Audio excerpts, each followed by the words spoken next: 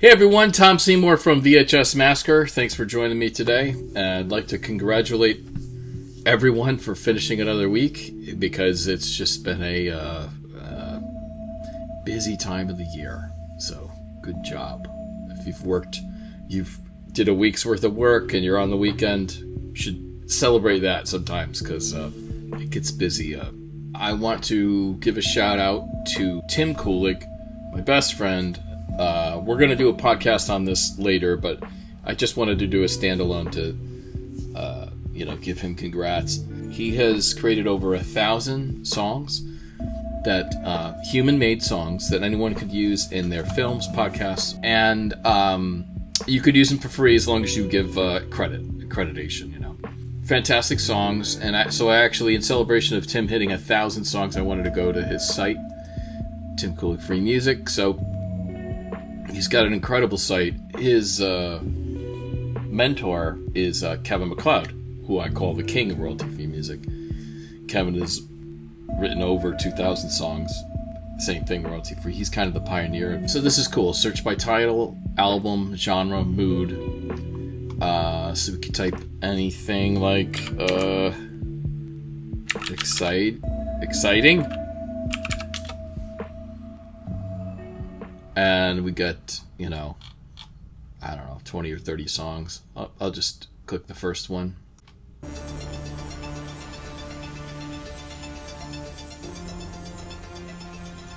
Very cool. This one's called Explorations.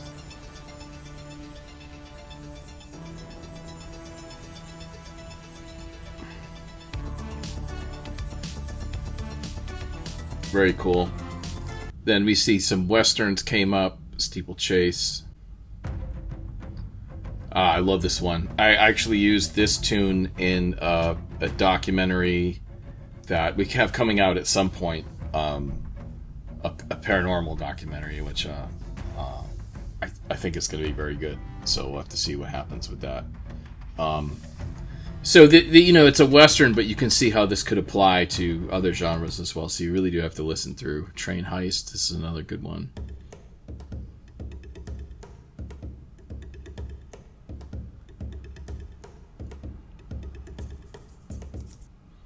Campaign extended. This is like D&D music. Like, I think. Yeah. Anyway, so you could sort by album. This has his albums. I believe he published over 300 songs this year to get himself over the 1,000-song hump, which is incredible. And then I found this fascinating. Actually, I found this visually fascinating. These are all tags. So you can go through the tags and very obscure stuff, reverb, and click on one of these, So it's a very high-end, sophisticated website, and I think, let's see, when you download, yeah, look how cool this is. So you could download and also copy the Creative Commons information right there. Brilliant. It's super well done. So anyway, congrats to Tim Kulig on reaching 1,000.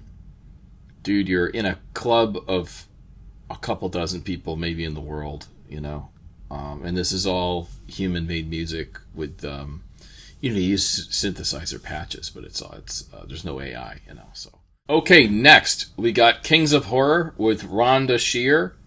And it also features Yuki and John Brennan from The Last Drive-In. They're basically involved in this show as well. John, I think, is producing music and producing in general and in the show as well. So let's watch this promo real quick. It's time to stay up all night. Hi, it's Rhonda, your bedtime buddy. This Thanksgiving, we're serving up a feast of fright. Join me and the fabulous Tiffany Shepis as we open Rhonda's Scream Queen Academy. We're training the next generation of Scream Queens how to trip over absolutely nothing, make terrible decisions, but look fabulous while they're running away and screaming for their lives. We've got guest judges John Brennan, Yuki Nakamura, and Sean Donahue. And our main course? The Last Thanksgiving from Scream Team Releasing, starring the legendary Linnea Quigley. So grab your turkey leg and stay up all night with me on November 22nd, 10 p.m. Eastern Time on Kings of Horror. Yeah, so congrats to Rhonda Shear and John Brennan, the whole gang. Like, how incredible is that? John's a unusual person because not only has he helped to produce some of the best trauma movies. I think he was on Return to Nukem High Volume 2, and then Shakespeare's Shitstorm, and maybe a few others, but and then he went on to work for The Last Drive-In, doing a bunch of different jobs over there. They still play the opening theme song which is his song, The Last Drive-In. So he was on that for 5 or 6 seasons, whatever he was on. And then now he's doing this Rhonda Shear's Up All Night. We all remember Up All Night back on USA Network with Gilbert Gottfried. We all miss him, Rhonda is still got it, still super funny. The show's hilarious. I watched I think they did a Halloween special, part 1 and part 2. That's available on Kings of Horror if you want to check that out. But this is just really cool. So this is going to premiere tonight, actually. Rhonda Shear's Up All Night, Thanksgiving Turkey Trot. Premieres in 7 hours. I'll try to turn this around. Hopefully I can post this, probably premiere more in 4 hours or something like that. But, so congrats to John on that. John's also in a number of my documentaries. He's in Video Dreams, which is out in the film festival circuit now. I'm going to go to vhsmassacre.com here. If you're ever interested in film festival updates, usually I post some of them here. These are some pretty interesting ones so far. We're entered into another 40 film festivals, so throughout the coming months, there should be more rotating on and off of that list. The big one, Melbourne Underground, is the top underground film festival in Australia. So that's playing December 3rd at 7 p.m. for everyone in Australia. Super psyched about that. That was we've been really doing well in the underground film festival circuit. Another one, the top underground film festival in Italy, is Torino Underground. We played in that one. Sin XS is the top genre festival in the United Kingdom, and then also we played at the BIFA qualifying Spirit of Independence. That was I think a opening or closing night feature. It was in the closing night lineup rather. And a bunch of other festivals. So I think 31 official selections so far. We have our fingers crossed for some very big ones. We entered 112 film festivals. And that was because this film is very important to me. It chronicles my 30-year journey as an independent filmmaker, kind of riding through the decline of physical media and the near death of the American video store, and kind of all the way into the streaming. And so it's quite a journey within a feature-length doc. And in result, there has been some pretty high-profile response to it. This is a quote from Dances with Films. Video Dreams shows the passion, perseverance, and challenges of independent filmmakers with a profound focus on the low-budget filmmaking process. That's a top 20 independent film festival in the United States, period. That's top tier. So that's pretty good. I call this like an honorable mention, So it's a rare thing that a film festival will do, but sometimes they'll issue like a review of your film. So that was very cool of them to do. They didn't have to do it. So American Expendables Blu-ray is still out through Vinegar Syndrome and ETR Media. You could pick one of those up. They're pretty cool looking. The art looks like that, so it's pretty cool. Then we have the Gothamite Film Award. So, cards on the table. What happened is we had all our eggs in one basket for New York with Doc NYC, and they didn't take the film, which was it is a top documentary festival in the world. It is. I did find it unusual because it's such a New York story, and it's tied into the CUNY college system, and there's a bunch of stuff that you really think they would have taken it, but they didn't select it, and so you never know with these things. And so that kind of left it because they require this premiere status, so you don't want to be in competing festivals. So then we had to scramble to enter stuff. And we got into New Filmmakers New York, which is definitely well respected, but that's probably going to be a 2026 screening. And so that left us in 2025 with no New York premiere. We did kind of a private screening at Film Noir Cinema. So kind of a low-key thing. So that really, we don't have a New York festival premiere. So I entered a bunch of New York-based film festivals. I have my fingers crossed for a few of them. They're really interesting. One is next year's called Raw. It's essentially, it's one of the more prominent underground New York film festivals. There used to be something called the New York Underground Film Festival. It was discontinued something like 15 years ago. And there's no reigning king of underground film festivals. There's Brooklyn Horror, but that's branded horror. And so Raw New York, I believe it's called. That's the only one that seems to be, like, actually identifies an underground film festival. And then you have other cool ones. There's a New York Art and Film Festival. It's like, oh, that's cool. That's experimental.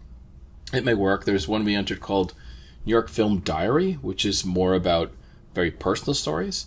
So that could work too. Also, or none of them could work. You really never know. So I also entered this thing called the Gothamite Film Awards. This is more of a awards contest. Small, but it looked pretty cool. And so I think in December they'll announce their nominations or wins. Again, might not get anything, but I thought it was a cool thing. Gothamite Film Awards, sort of the alternative to the Gotham Film Awards, which is very corporate and closed to the public. There's a number of these award ceremonies that you have to jump through a million hoops. The local Emmy, for instance, is something where it's got to be broadcast. You got to get over that hurdle.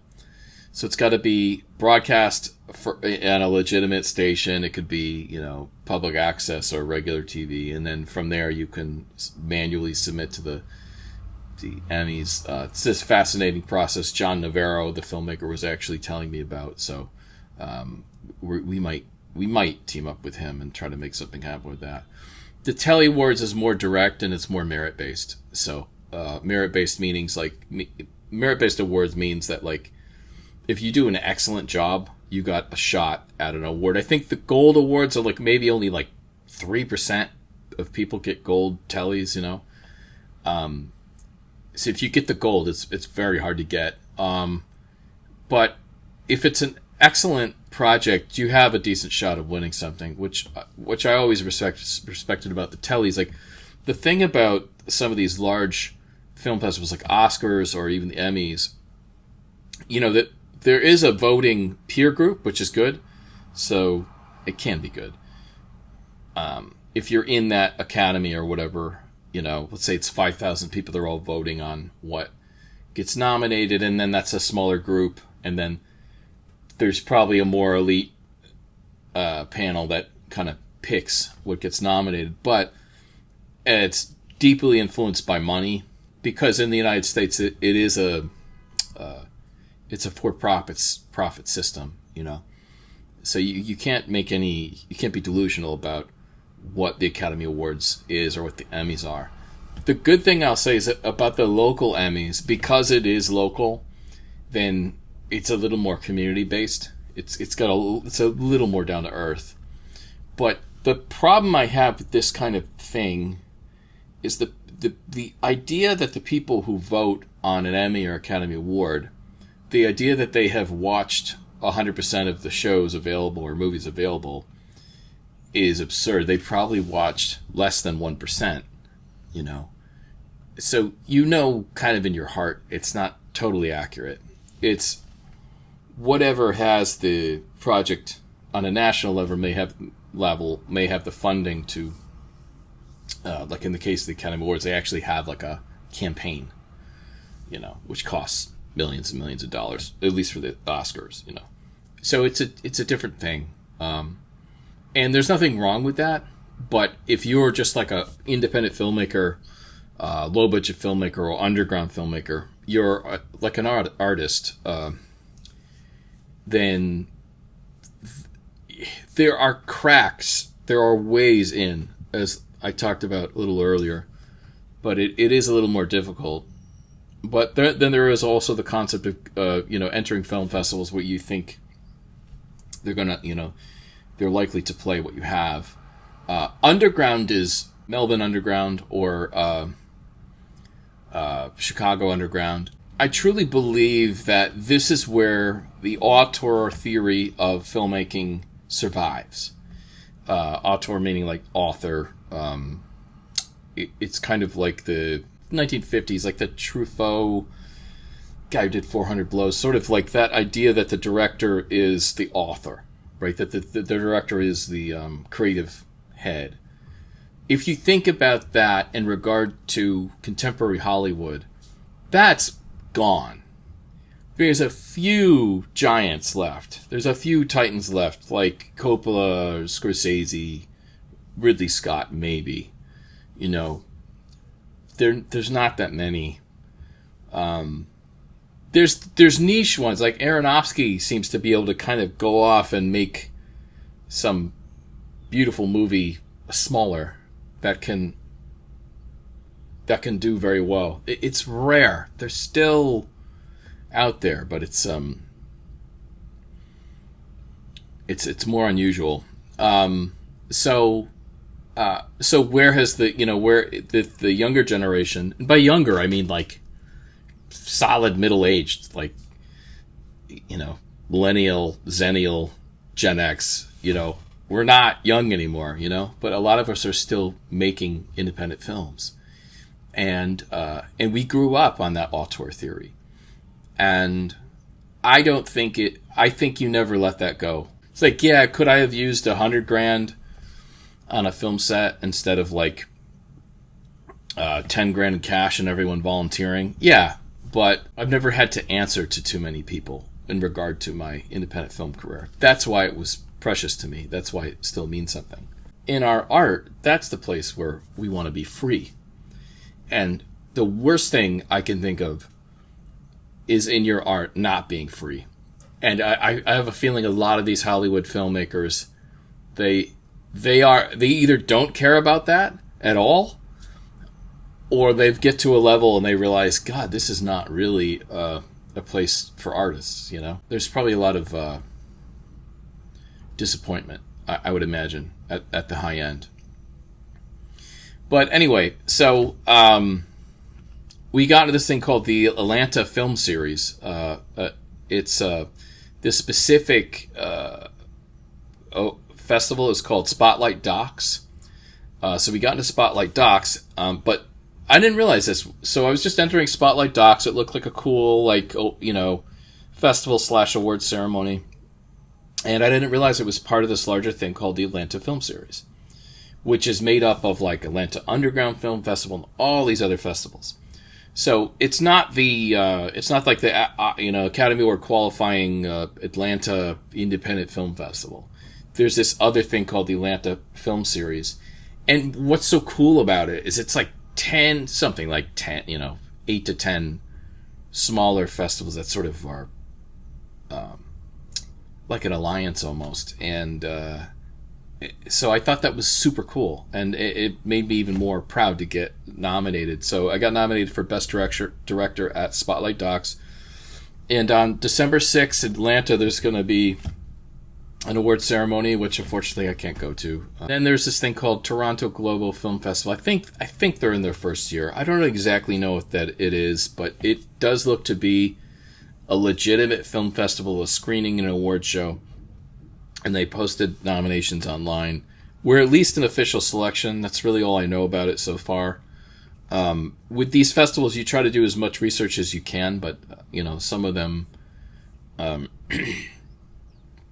you don't know. It's a double-edged sword when it comes to entering a film festival in its first year, or waiting to see if the festival's been around for a few years. Because if it's been around for a few years, you can see if it's legit, if it's based in the country they say it's based in, if there's real screenings, or if there's not real screenings and it's an online competition. That's totally cool too. Nothing wrong with that. It's just that you want it to be clear. So something like Toronto, I think it's in its first year. Seems like it is, and so you're taking a chance on it and hoping that it's not just branded Toronto and it's run out of some other, online somewhere, But it does look actually legit. They posted a lot of pictures of the venue and all, they're really responsive on social media, which is good. CineQuest, it's one of the top festivals. It does seem like they take more independent and genre type stuff. Slam Dance, technically they still claim that they play sort of underground films.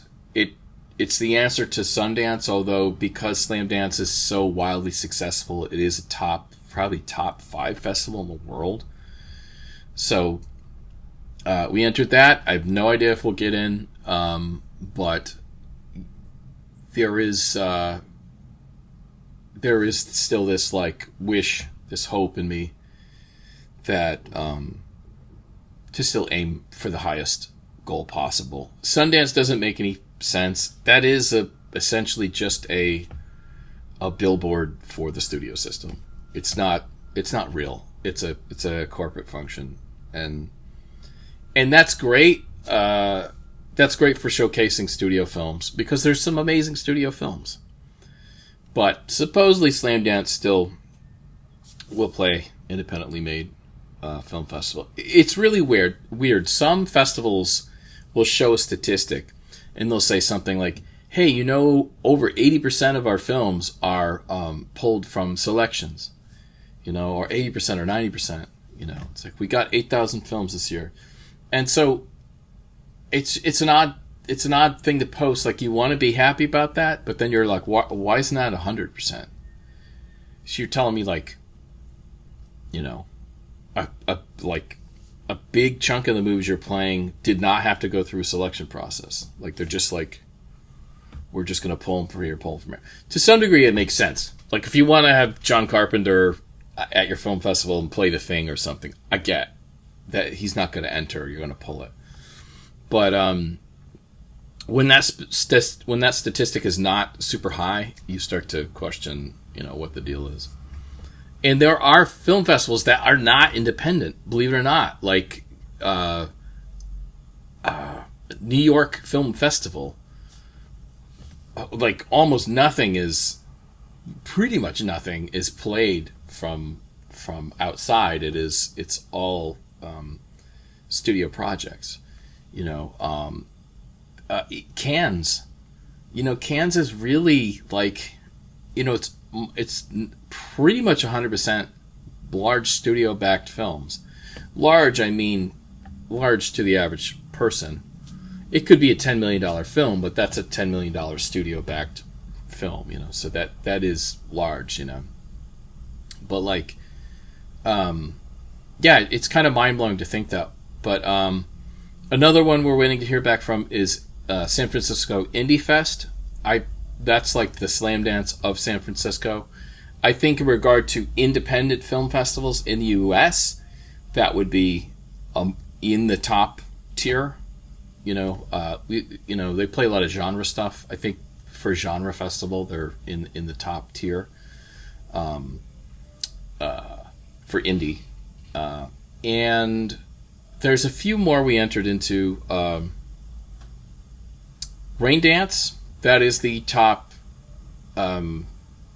independent film festival in the United Kingdom, and South by Southwest London. The reason why I picked these two top England film festivals is because because Video Dreams is done so well in the United Kingdom. We were in something like 5 film festivals there. We won at Phantasmagoria, which is actually in the BFI, British Film Institute Audience Network. We were, like I said, we were in the BIFA, British Independent Film Award qualifying Spirit of Independence, and then CineXS, Top Genre Festival, and Black Sunday, and I'm sure I'm missing 1 or 2 others. So it made sense to me to have such momentum in the United Kingdom to try to enter those 2. And my joke is that I'm pulling a reverse Christopher Nolan, whereas like when he did The Following, he wasn't getting much attention in England at the time, but he got into, I think, Slamdance, and then I think San Francisco Indie Fest, and he kind of became a someone here, and then that kind of, so when he came back to England, he was someone, you know. So that's kind of how he broke through. Whereas I'm like, this stuff in the United States, like we're getting into some very decent stuff, some mid-sized stuff, and like I said, some reviews from some top festivals. But it seems like we're actually making a more of an impact in the United Kingdom. So I think that's my wish, is to like get into Rain Dance or something. And lastly, I don't want to say too much about it, but I'm working on a new feature-length documentary, starting very slowly. And you never know with these things; it could be something, it might not be something. But it's called Enter the Television, and it's a look at TV advertising throughout American history. It seems to be of interest to me, and I'm getting more fascinated by it. And usually if my mind will attach to something and I can go down that path, usually it'll come to fruition. So there'll be more on that next year. There's still a lot going on, but I put together a concept teaser, really rough, and I think enough people, I sent it to just a few people, and I think there was enough of a response where people thought that, you know, there was potential in it. So yeah, we'll see what happens with that. And yeah, man, just got to keep going. That's what I realized about myself, and you may be like that too. I always got to be working on something artistic, because it's a way of it makes me feel better working on my art. And I think there's something in me that still has something to prove, and to put some cool stuff out into the world. So anyway, thanks for listening, and happy Thanksgiving, and we'll see you next time.